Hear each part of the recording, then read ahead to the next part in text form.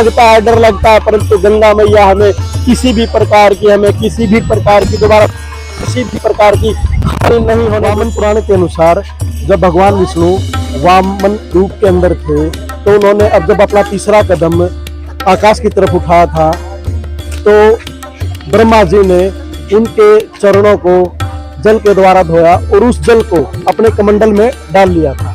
तो उस कमंडल के अंदर उस जल के तेज से गंगा नदी अवतरित हुई थी और ब्रह्मा जी ने उस गंगा को उसके बाद फिर हिमालय पर्वत को या हिमालय महाराज को उन्होंने गंगा नदी को दे दिया था। इसी प्रकार से माता पार्वती और गंगा नदी दोनों बहने हुई, क्योंकि जब उनको गंगा नदी को हिमालय पर्वत को हिमालय महाराज को दे दिया गया था तो इसी प्रकार से पार्वती और दोनों गंगा नदी आपस में बहने हुई और उसके बाद फिर गंगा नदी को ही हमारे भगवान शंकर की जटाओं के द्वारा ही फिर इस पृथ्वी लोक पर अवतरित किया गया था।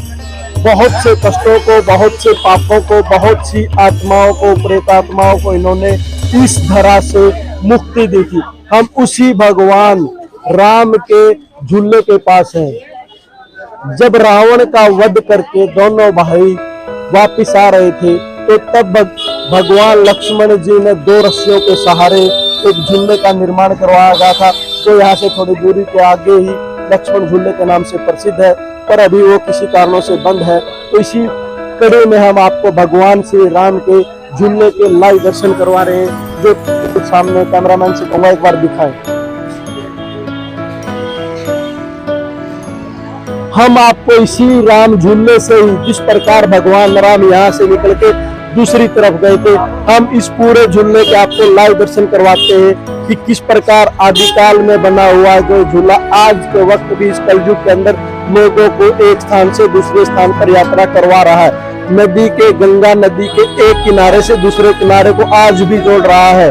बीच में जितने भी युग निकले उन युगों से और आज तक, और इस वक्त इसकी महत्ता उस वक्त से और ज्यादा बढ़ जाती है, क्योंकि लोगों के पापों को मुक्ति उस वक्त बहुत कम थी। आज सबसे ज्यादा लोगों को अपने पापों से मुक्ति का कारण हमारी गंगा नदी, हमारी गंगा मैया बन रही है। तो आइए इस झूले के हम पार निकलते हैं, अपने इस जन्म को यहाँ से लेकर के उस दूसरे किनारे तक पहुंचाते हैं।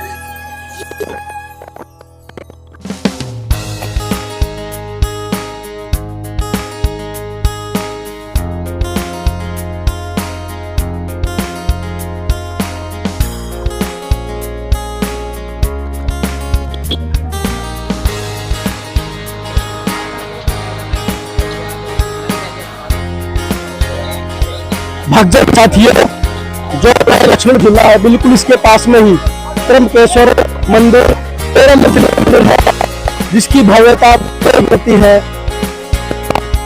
और इतना 13 मंजिल, उसकी 13वीं मंजिल जाना कोई भी भक्तजन न भूले। बहुत अच्छा व्यू आता है, चारों तरफ की पहाड़ियां और गंगा मैया दूर दूर तक हमें नजर आती है। बहुत से साथी हैं इधर, देखिए राफ्टिंग करते हुए आते हैं। से कहूँगा एक बार दिखाएं।